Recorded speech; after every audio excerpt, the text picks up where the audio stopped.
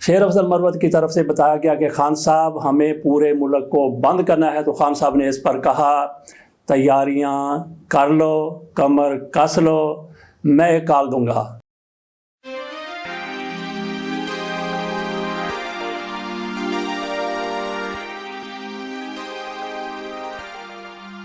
بسم اللہ الرحمن الرحیم، تیار ہو جائیں، ہوشیار ہو جائیں۔ شیر افضل مروت عمران خان سے ملاقات کے بعد لایا پیغام، کیا پیغام لایا؟ اور عمران خان کو شیر افضل مروت نے ملاقات کے دوران جیل جا کر کیا بتایا؟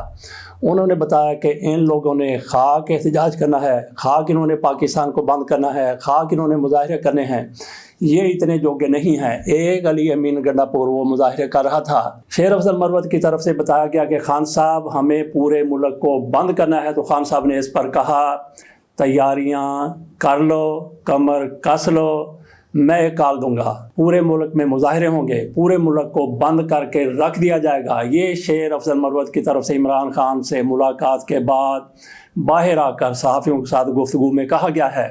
تو شیر افضل مروت بڑی تیاری میں ہے۔ پہلے بھی وہ اسی طرح سے کبھی پنجاب میں، کبھی سندھ میں، خیبر پختونخوا میں، تو خیر ان کی طرف سے جو کچھ ہوتا رہا وہ سب جانتے ہیں۔ لیکن اس کے ساتھ ساتھ یہ کہنا بھی بہت ضروری ہے کہ شیر افضل مروت کی اپنی وفاداری بھی کچھ لوگوں کی نظروں میں مشکوک ہے۔ چلیں عمران خان کا پیغام وہ باہر لے آئے کہ عمران خان کچھ بہت بڑا کرنا چاہتے ہیں۔ اب چلتے ہیں تھوڑا سا پاکستان سے باہر، انڈیا میں چلتے ہیں۔ امیتابھ بچن کے حوالے سے ہر دوسرے تیسرے چوتھے مہینے خبر آ جاتی ہے کہ امیتابھ بچن چل بسے۔ اب پھر 2-3 روز سے یہی ٹرینڈ چل رہا ہے کہ امیتابھ بچن چل بسے، وہ دنیا سے رخصت ہو گئے، لیکن اس کی کوئی کنفرمیشن نہیں ہے، کوئی کنفرمیشن نہیں، تو اس کا مطلب یہی ہے کہ وہ ابھی تک زندہ ہیں۔ تو یہ نہ ہو کہ کل وہ ان لوگوں کی خبر سچ کرنے کے لیے کچھ ایسا کر گزریں۔ بہرحال پہلے بھی کئی مرتبہ یہ خبر چلی کہ امیتابھ بچن چل بسے، ہاسپٹل میں چل بسے، ان کو دل کا دورہ پڑ گیا۔ آج کل جو خبر چل رہی ہے اس کے بارے میں کچھ نہیں کہا گیا کہ ان کے ساتھ ہوا کیا ہے، ان کو دل کا دورہ پڑا ہے یا پھر کیا ہوا ہے۔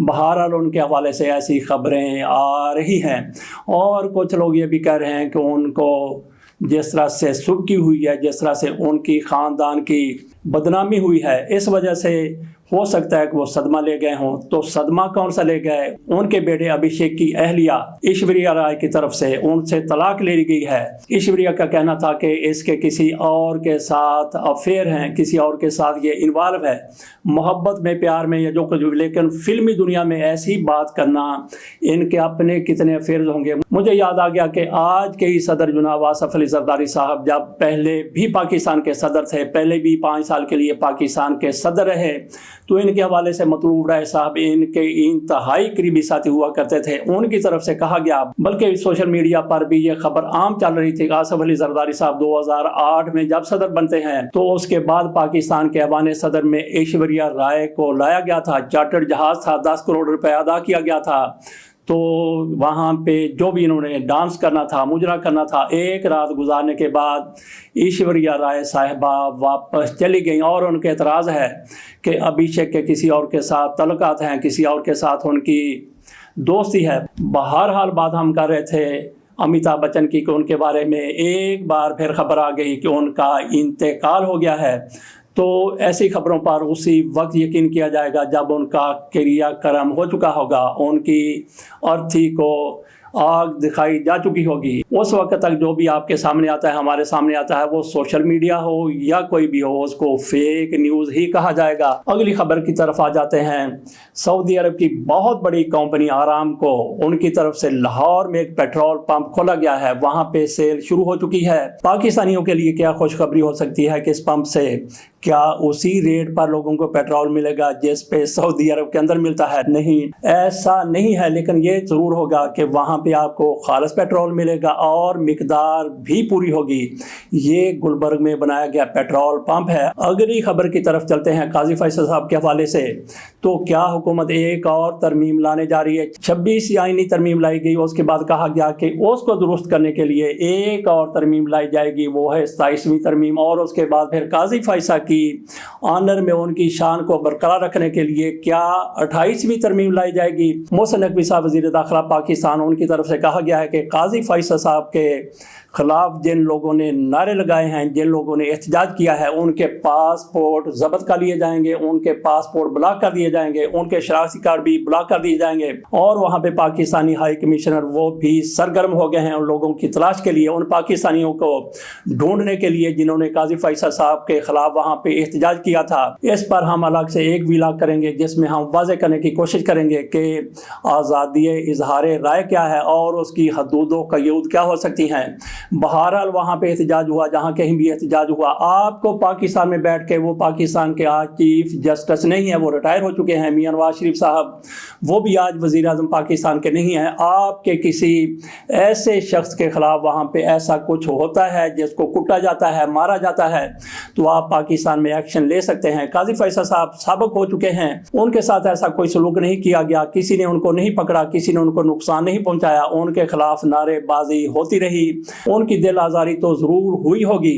تو اس کے لیے کیا قوانین موجود ہیں؟ حد کے عزت کا قانون ہوگا۔ تو یہ ذمہ داری برطانوی حکومت کی ہے، وہاں پہ سب سے زیادہ انسانی حقوق ہیں اور وہاں پہ ہی اصل پاکستان کے مقابلے میں جمہوریت ہے۔ اگر ایسا کچھ وہاں پہ ہوتا تو یقینی طور پر وہ اب تک برطانوی پولیس نوٹس لے چکی ہوتی۔ اگر آپ نے قاضی فیصل صاحب کی عزت کو بحال رکھنا ہے، ان کے مرتبے کو اوپر سے اوپر لے جانا ہے، تو پھر آئینی ترمیم لے آئیے، ایک اور ترمیم جس کو 28ویں آئینی ترمیم کہا جائے، اور یہ قاضی فیصل صاحب کی توقیر کے لیے ترمیم ہو سکتی ہے۔ اسی ترمیم میں یہ بھی شامل کر دیا جائے کہ جو قاضی فیصل کے بارے میں یا میاں نواز شریف کے بارے میں ان کے خلاف کوئی احتجاج کرے گا، ان کے خلاف کوئی مظاہرے کرے گا، تو ان پر دہشت گردی کا مقدمہ چلایا جائے گا۔ قاضی فیصل صاحب کی طرف سے مظاہر علی اکبر نقوی کے لیے کھودا گیا گڑھا خود اس میں وہ گرنے جا رہے ہیں۔ جس طرح سے قاضی فیصل صاحب کی طرف سے ایک سابق جج کو انہوں نے استعفیٰ دے دیا تھا، ان کے خلاف بھی انہوں نے جوڈیشل کونسل میں کارروائی کروائی، ان کو برطرف کروایا۔ اسی طرح سے قاضی فیصل کے خلاف بھی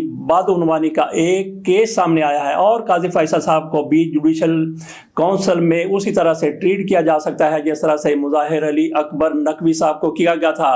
قاضی فیصل صاحب نے مونومنٹس بنائے ہیں سپریم کورٹ کے باہر انسانی حقوق کے حوالے سے، اس پر 12 کروڑ روپے لگ گیا ہے۔ تو ایک وکیل کی طرف سے اس معاملے کو اٹھایا گیا ہے، اینٹی کرپشن میں وہ معاملہ لے گئے ہیں۔ جس طرح سے قاضی فیصل صاحب پوچھا کرتے تھے کہ اس حوالے سے قانونی کارروائی کی گئی، اس حوالے سے کس سے پوچھا گیا، کس نے منظوری دی، اسی طرح سے 12 کروڑ روپے کے حوالے سے بھی کہا گیا ہے کہ قاضی فیصل صاحب نے کس سے منظوری لی، قاضی فیصل صاحب نے کس سے ڈیزائن بنوایا، سارا کچھ اینٹی کرپشن کے سامنے لے جایا جا رہا ہے۔ تو قاضی فیصل صاحب کو بالکل اسی گڑھے میں گرنا پڑ رہا ہے جو انہوں نے مظاہر علی نقوی صاحب کے لیے کھودا تھا۔ باقی آخر میں صرف 2 باتیں کر لیتے ہیں چھوٹی چھوٹی۔ ایک تو یہ کہا گیا ہے کہ پشاور سے بشرا بی بی وہ لاہور میں بنی گالہ میں منتقل ہو گئی ہیں، اس خبر کی ابھی تک تصدیق نہیں ہو سکی۔ بہرحال یہ خبر ضرور سامنے آئی ہے، تو دیکھتے ہیں کہ بشرا بی بی نے اپنے گھر کو جو بالکل بند تھا، سیل تھا، کس طرح سے کھلوا لیا۔ آخری خبر ہماری یہ ہے کہ سرمایہ کاری کانفرنس سعودی عرب میں جاری ہے، شہباز شریف صاحب اس میں شرکت کے لیے گئے ہوئے ہیں، وہاں پہ ان کے کئی معاہدوں پر بات ہوئی ہے، پاکستان میں کیا کچھ لے کے آتے ہیں۔ اس کے ساتھ ساتھ ایک خبر یہ بھی ہے کہ ورلڈ بینک کے 41 ارب ڈالر، 1 2 4 نہیں بلکہ 41 ارب ڈالر، 41 بلین ڈالر وہ چوری ہو گئے ہیں۔ چوری کر کے کون لے گیا اس کا کوئی پتہ نہیں ہے، اس کے پاس کتنے زیادہ فنڈز ہوں گے۔ یہ فنڈز بھی 41 ارب ڈالر چوری ہو گئے، حالانکہ وہاں پہ نہ تو ہمارا وزیر اعظم گیا ہے، نہ ہمارا کوئی وزیر اعلیٰ گیا ہے، نہ کوئی ہمارا آج کا حکمران گیا ہے، نہ کوئی پہلے والا حکمران گیا ہے۔ تو یہ 41 ارب ڈالر گئے تو کہاں گئے، اس کا پتہ کرنا چاہیے۔ پاکستانیوں کے سوئس اکاؤنٹ کا، سوئٹزرلینڈ میں جس طرح سے اکاؤنٹ ہیں وہاں پہ 200 ارب ڈالر پہلے موجود تھے، اگر اب وہاں پہ 41 ارب ڈالر کا مزید اضافہ ہو گیا ہے تو پھر یہ ہمارے کسی اعلیٰ حکمران کی کارکردگی ہو سکتی ہے۔ اجازت دیجیے، اللہ حافظ۔